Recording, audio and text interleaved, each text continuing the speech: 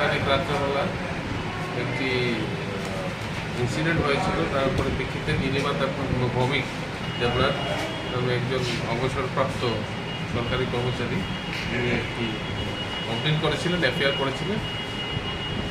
ওনার ছেলে প্রণব ভৌমিক ওকে কিছু দুষ্কৃতকারী আক্রমণ করে ওনাকে ইনজুর করেছে সিরিয়াসলি।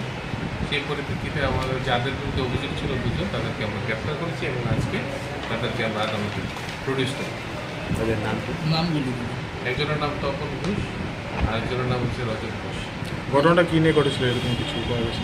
সমস্ত কিছু তদন্ত করে দেখা হচ্ছে, এগুলি তদন্তে বেরিয়ে আছে। আগরতলা শহরে হয়েছিল, শহরে আগরতলা শহরে হয়েছিল। তো টাউন ইন্দ্রনগর শ্মশান যে কালীবাড়িটা, শ্মশানের এলাকাতে কবে হয়েছিল? 6 তারিখ রাতে। যাদেরকে আটক করা হয়েছে তাদের বাড়ি কি আগরতলাতে না? ওই জায়গাতে তাদের প্রতিবেশী।